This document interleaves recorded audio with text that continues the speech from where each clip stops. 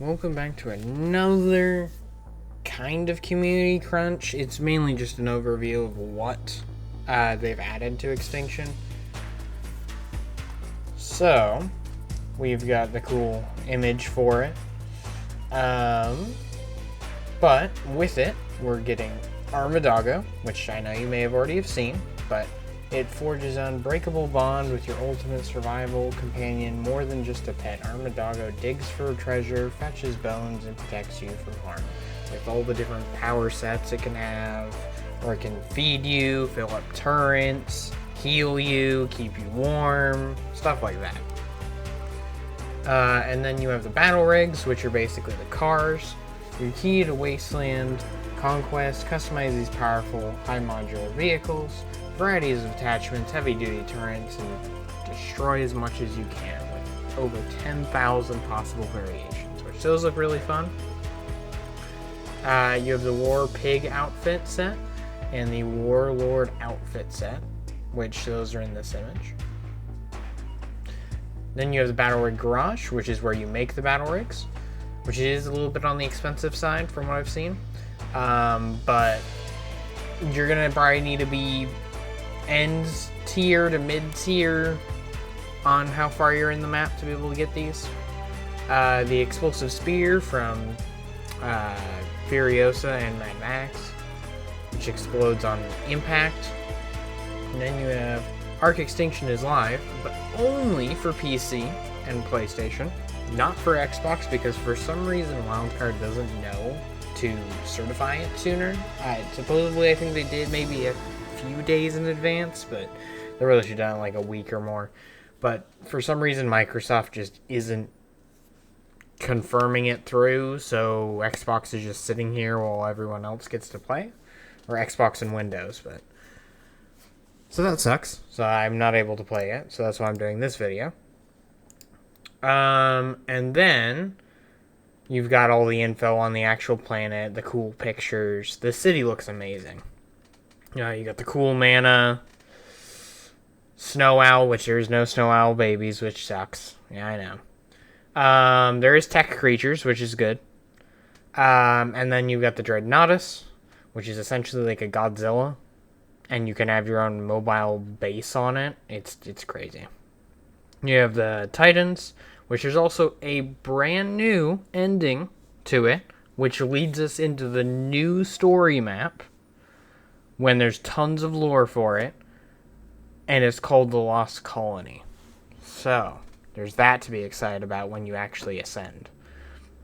So yeah, what's new? Armadago, battle rigs, explosive spears, Extinguisher Grenade douses the flames of combat and snuffs out your enemy's ambition. This unique grenade releases a cloud of fire suppressing gas, instantly extinguishing fire to gain the upper hand.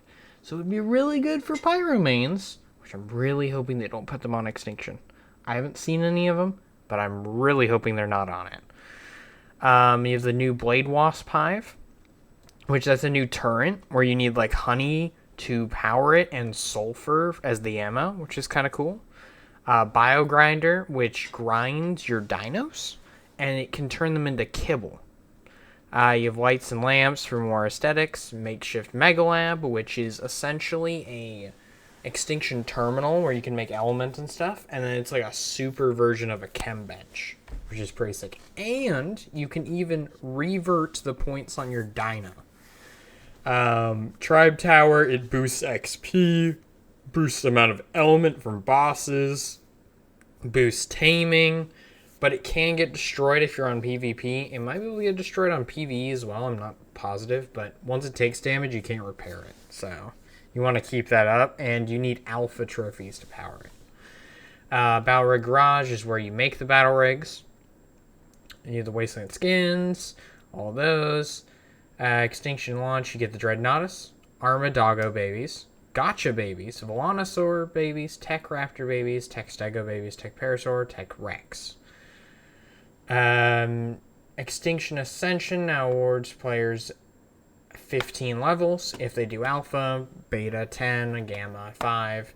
King Titan will now appear once a day, wandering the waste for a short period. Defeating him will reward everyone who's participated, including a chance of a new cosmetic rewards, which is really cool.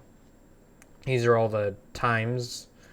Element dust shard conversion recipes are usually found within the exchanged terminals, have also been added to the rep. Mechs are now spawned in the world immediately when crafted. New hangar and barn doors for each tile set. Improved tech bridges. Survivor mate can now wear hats. Add a headshot multiplier to some creatures. Endless OSD legendaries will now award endless rewards instead of capping at wave 13. Element reward from bosses across all maps is increased by 20%, which is crazy good.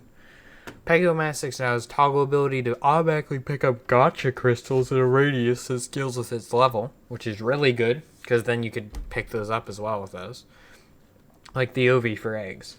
And same with that, the distance in other pairs of gotchas can be near to each other without causing unhappiness has been reduced by 33%.